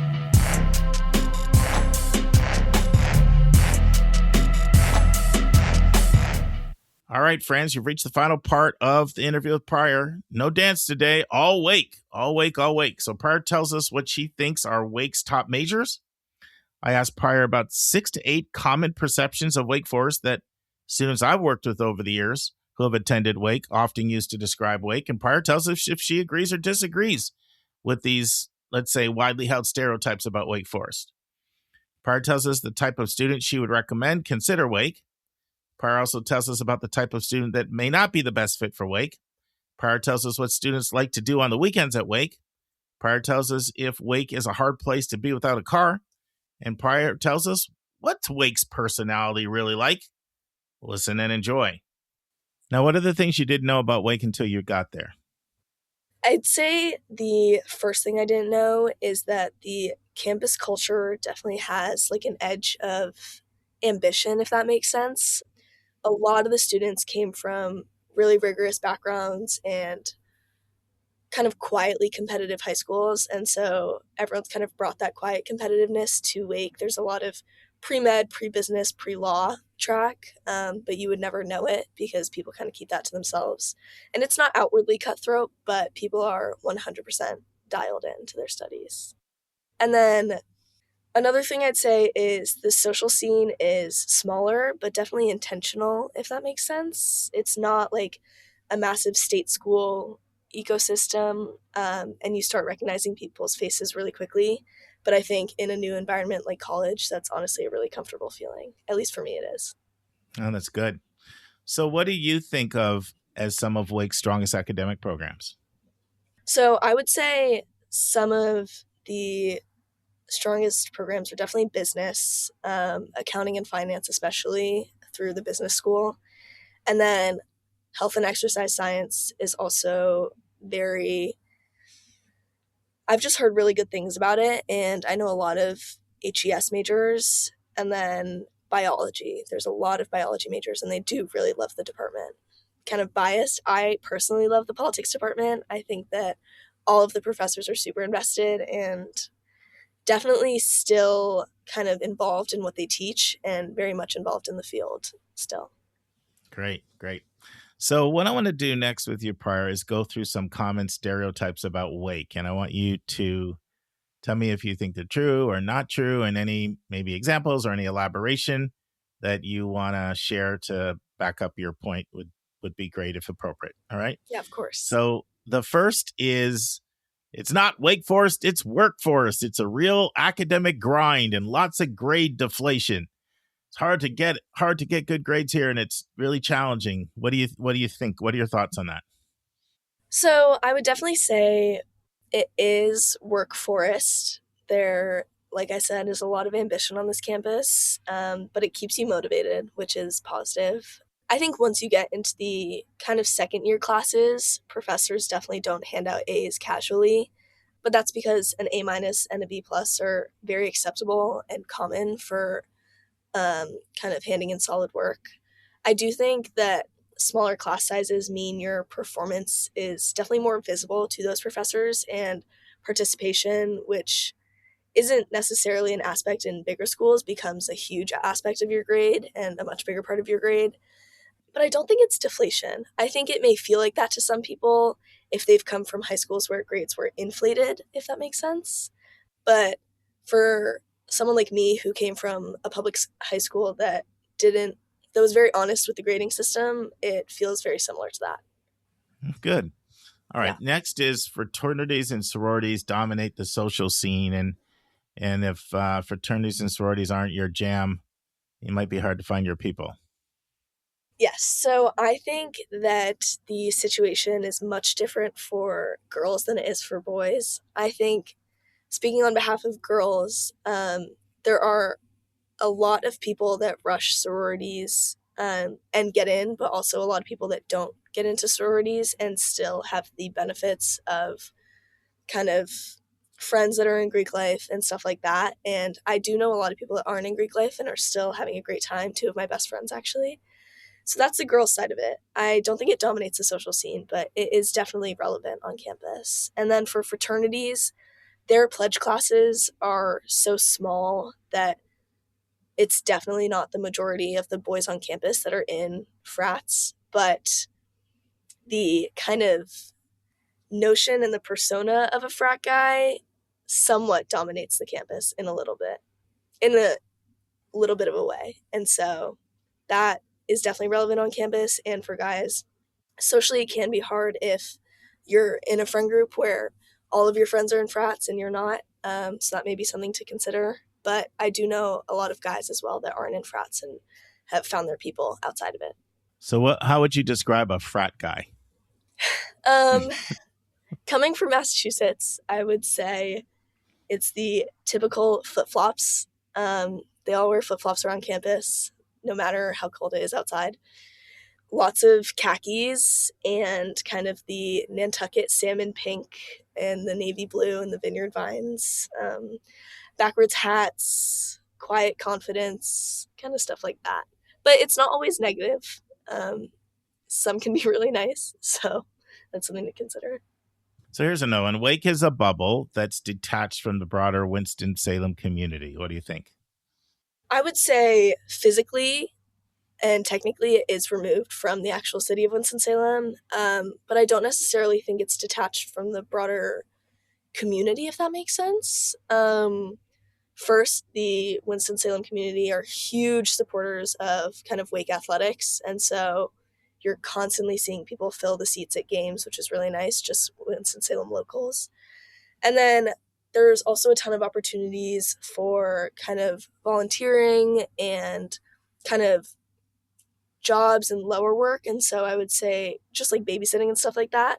So I would say that because Winston is such a diverse and varied community, students kind of surround themselves by Wake students, but they don't limit themselves to the Wake Forest campus, if that makes sense. No, that was really helpful. So here's another one. Wake's a work hard, play hard school. Students take their academics very seriously, but they party hardy. What do you think? So I think work hard, play hard is extremely accurate. It's definitely not a play harder environment. Every kid kind of comes to Wake with a rigorous and competitive academic, or from a rigorous academic environment, like I said earlier, whether they went to boarding, private, or public school. But this doesn't mean that kids don't love to go out and fill their social calendars. So we do like to implement balance into our schedules, and people definitely use the weekend to their advantage, but Sundays are always, without a doubt, dedicated to school and studying, and the library is packed every Sunday. So here's one. You may have kind of already addressed this because, when I asked you to expand on frat guy, but I'm still going to ask it. So Wake Forest is a country club. Students are preppy, well-dressed, full of wealthy kids, many from the Northeast. What do you think? Yeah, so I have touched on this a bit. Coming to Wake, was kind of impressed by the diversity because I had the notion as well that it was country club, preppy, well-dressed, etc.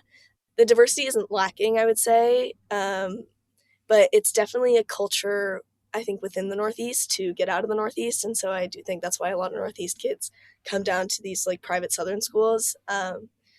But everyone is put together, which is very motivating, and people kind of have their Wake face on, even if they don't necessarily look stressed or they look like they have everything put together. People are often just as anxious as you are. But at the end of the day, everyone's worried about themselves. And so I think that the notion of country club and well-dressed and preppy is true. I would say people dress up here a lot more than they did at my high school. But it definitely motivates me. And again, people, if that's not your vibe, don't care. That's definitely not my vibe. So I've strayed away from that. But what about football games? Do the ladies still dress up for the football games? I know, yes. Talk to our listeners about that, because if somebody doesn't know what that's like, that might be foreign to them. So I obviously have to be in a uniform for every football game, so sure. I've never done this before. But I do notice that people are always wearing dresses and cowboy boots to football games, which for the typical Southern, like my friend from Alabama, that really confuses her because she's never worn cowboy boots as something to dress up in. They're always kind of like her working shoes on her farm. So it's funny to her that North Carolina, which to her is a state that isn't necessarily Southern, people are wearing cowboy boots to every outing they can. I don't own a pair of cowboy boots, but people do wear kind of cute dresses and nice clothes to the football games, which, I don't know, I think it's cute. If a student was like under-resourced, if they came from a lower socioeconomic strata, do you feel they would fit in at Wake? I think they would. I know a lot of people that are on scholarship, surprisingly, because Wake is not known for giving out money, but they totally fit in and they found their people. And I think that there really is, even as a small school, Wake still definitely has something for everyone. There's so many clubs and so many variations of those clubs that kind of, in my opinion, from the people that I know, no matter where you come from, you can find your place and find your people. And people don't boast. People definitely don't boast about what they have. And so I think that's also a good thing. All right, we're going to flip roles here, Pryor, and I'm going to make you the college counselor. Okay. All right. And a student walks into your office and you have a discussion with them about what they want in a college experience, what they're looking for. What are the things, if you heard the student say certain things, you would think, you know what? I think you should go take a look at Wake. You might be a really good fit. What are some of the things that would signal that to you? The first thing I would say is community feel. Community feel, smaller class sizes, more in-depth relationships with professors. I think if I heard that from a student, I would definitely point them in kind of this size of school. When it comes to Wake, maybe balanced party scene off, like on campus versus off campus events. A secluded campus that's not integrated within a city, but near a city. Challenging academics, and kind of a put together environment that provides constant motivation. That's good. Now let's flip it. What are some things that a student might say, and you might, let's say a student was thinking of applying to Wake and they told you a whole bunch of things and you were like, that's not Wake to me. Like, what would be the things that would make you think, I'm not sure if that's the best fit for you? Yeah. So I think first, a student that doesn't really care for the whole school spirit environment / like college sports, because people here do love the athletics, especially the football games in the fall, obviously, and then people love to root for the soccer team when it does well. Tennis always does really well in baseball. So I'd say that. A student who's kind of going to college to be almost 100% locked into their academics, or kind of a hyper-independent student, I don't think I'd point them in the direction of Wake Forest. Many people at Wake are kind of multi-dimensional and, like I said, like to prioritize balance. So not being a part of that environment might make someone feel left out. And additionally, people who don't want to engage with professors or clubs will probably feel less rewarded. And then finally, at the same time, I think a student who's used to turning grades in the night before will probably be humbled by Wake's rigor, especially as you get older. The classes definitely get more difficult and the workload is steady and consistent. Now, what are some of the things students do off campus? What are some of the popular things to do if students are leaving campus? Okay, so when it comes to off campus, something my friends and I really love to do is obviously walk to Ronaldo Village, like I said, where there's a ton of cafes, a ton of coffee shops. People love to go to all the outdoor malls. Winston-Salem has a ton of outdoor malls with a ton of retail stores and Trader Joe's, lots of grocery stores, Whole Foods, restaurants, etc. So I'll usually try and go out to dinner with my friends at least once a month, whether it be more casual, like one of those places in those outdoor malls, or more formal, like restaurants in the city or restaurants in the more broader Winston-Salem area. And yeah, people love to get their nails done, at least girls that I know. And there's tons of places to get your hair done. And that's the nice thing about Winston-Salem being not necessarily a big city, but a large area, is that you definitely have, if you have a car, which I'd say a third of people do, which is a lot, then you have kind of a lot of resources to do whatever you want. Do you feel it's hard to be at Wake without a car? Not at all.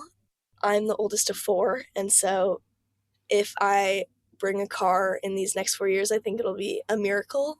I have lots of friends, like I said, that come from North Carolina, Virginia, South Carolina. So those people almost always bring their cars, and I think without a doubt you will always know at least 3 or 4 people that have a car and that are more than willing to take you somewhere you need and take you to do whatever you need to do. So, Pryor, most colleges have personalities. How would you describe Wake's personality? I do think I have to say preppy.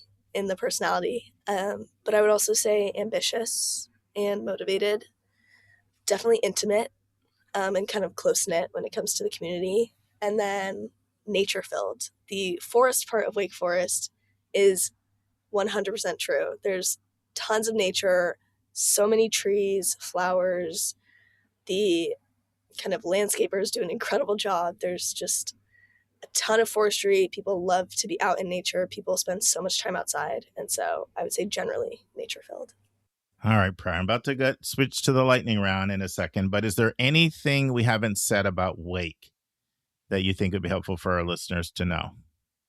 This isn't as important, but something I was asked recently by an incoming student was about the dorms. And I think it's important to say that there's no dorm that is in bad shape. Like, I feel like some schools you'll go and like the freshman dorms are really in bad shape, or the sophomore housing is in terrible shape. But all of the dorms at Wake, impressively, and maybe it's because it's a small school, are in great shape. They have kind of great resources in the dorms. And so that's definitely a positive, in my opinion. That's great. That's great. All right, let's take you back to the start of high school. Okay. I want you to tell me one thing you're really glad you did in high school, and one thing, if you had to do it all over, you would do differently. So one thing I'm really glad I did in high school is probably the service trip I went on once a week for all 4 years throughout high school. We did about 40 hours of service work in Santa Fe, New Mexico. And not only was it super enlightening, but I think it really, really helped when applying to colleges, because there was so much within that trip that I could talk about throughout a ton of different essays. And then it accumulated 160 hours of service for me, which was also very beneficial when applying to college. And then remind me of the second question. Oh, something you would do differently. Starting high school all over again. Something I would do differently.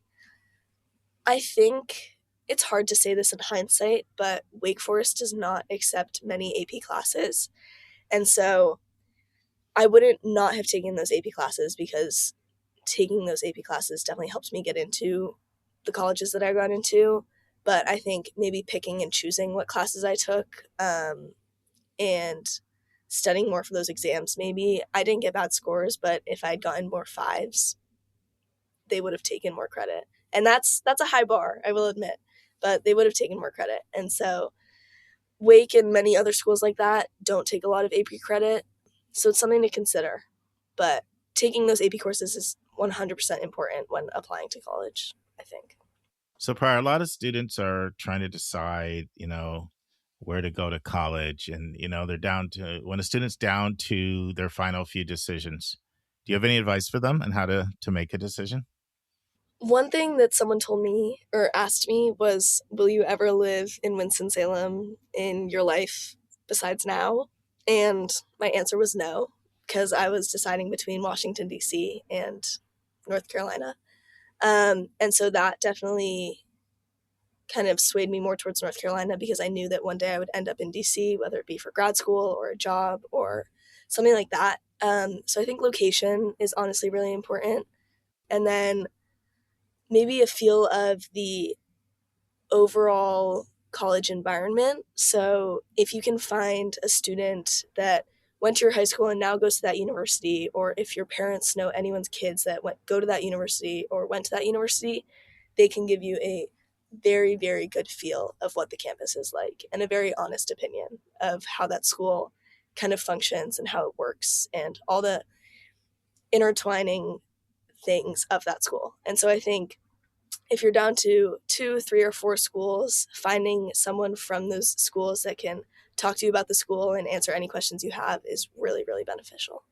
So none of us know exactly what we're going to do. We think we know, but then it changes. But tell me kind of what you're thinking, Pryor, right now. Like, what are some ideas that you're, percolating in your mind that might be of interest to you post-Wake? Totally. So one thing I've always had my eyes set on is diplomacy. So international affairs is kind of my main focus in school, and I think diplomacy would be really cool. But sort of any global affairs, whether it be for a private company and I'm working more on the business side of things, I'd totally be open to that. I am going to Rwanda for a month this summer to do some volunteering with the School of Leadership Afghanistan. And so I'll kind of see how I like that more volunteering side of things and see how I like that area of the world. But I know for a fact that I want to be international for at least a little bit of my life post-grad. So I'm looking forward to I'll that. tell you from my experience, students like you who have lived overseas like you have, who know multiple languages, you know, you're really set up nicely. Like these are a lot of the things people look for. And then now you're combining that by what you're majoring in and focusing. And you're the most passionate student I ever worked with when it comes to Arabic. Yeah. One I don't thing know if that's is hard to find though. Yeah. Well, hey, there's a need out there. So I think your skill set lines up really, really well with your experiences and your aspirations. So I'm very excited to see how you're going to make your mark on this world. And thank you for just coming and sharing your experience with our listeners. This has been fun to talk to you again, Pryor, and reconnect. Of course. It was my pleasure. Thank you so much. Oh, take care. Friends, the best thing you can do to help the Your College Bound Kid podcast is to share any episode that you have found to be helpful to you with others. We get 6,000 downloads on episodes over time, but there's no reason we can't have triple that. There's many students, parents, and counselors that could use the resources that we share on this website, and I honestly believe that we can do more to make college knowledge available to all, and we need your help. Can you please share episodes that you like on Facebook groups, on Reddit, on LinkedIn, on Instagram, or wherever social medias you're plugged into? And to all the parents in your network. And even more personally, can you directly forward your favorite episodes to the people you love? It could be a sibling, a friend, a parent at your school, as a college counselor at your school, or even an acquaintance. You know who's in your circle. Knowledge is power, and you will be helping empower your friends and loved ones. Will you do this for us? We would be most grateful. Thanks in advance. All right, friends, on Monday's episode, I'm going to have more info from the No Name Conference. I'm done talking about AI, but I'm going to share some of the creative and aggressive ways colleges are going after kids that they either never did before or they never did it with this type of reckless abandon. I'm not just going to pull from the No Name. I'm going to pull from other things that I'm seeing and observing, but some of it was a robust discussion we had there about some of the ways that colleges are desperate times call for desperate measures, and those elbows are getting really, really sharp out there. So we'll talk, some of it I'll pull from that. Some of it I'll pull from just other things I'm hearing from all over and in my networking. I think you're going to enjoy it. It's probably going to be a two-parter, but I'll have to see how long it goes. And then you're going to hear two questions from a listener. You know, I mentioned Chris Terr. We're recording several this week. One will be from Chris and one will be from Hillary. You'll have to tune in to see what they are. Normally, I always have an interview. You're like, where's the interview? Well, I have this interview that I really want to run, and the timing is just like one episode off. So it's better for me just to do a couple of questions this week and then come back with the interview starting next week. So friends, I'm closing with a quote I haven't read in a while. It's absolutely one of my favorite quotes. If you're a longtime listener, you've probably heard it from me. You certainly know that I wrote a book called 171 Answers to the Most Asked College Admissions Questions. And I picked my 10 favorite admissions quotes and I put them at the start. And it's one of those 10. I think it's really, really, really important, this quote. I think if you were to ask me, what do I think grinds admission officers' gears the most? My answer would be somebody purporting to be somebody different from who they are. That's the single biggest thing that I hear that rankles admission officers, and understandably so. So I close you with this quote from Robin Mamlet, former dean at Stanford. Even more than impressive test scores or great transcripts or fantastic essays, colleges are looking for authenticity. I love this part. Not the appearance of authenticity, not the packaging of authenticity, not the strategy of authenticity, just authenticity, plain and simple. So why is that? If they detect exaggeration or pretense or packaging, how do they know which parts of the application are real? Robin Mamlet, former Dean of Admission, Stanford University. See you on Monday, friends. And that's our show. A big thank you to you, our listeners, for tuning in this week. If you find this podcast helpful, please follow us, and you will get every single episode as soon as they are released.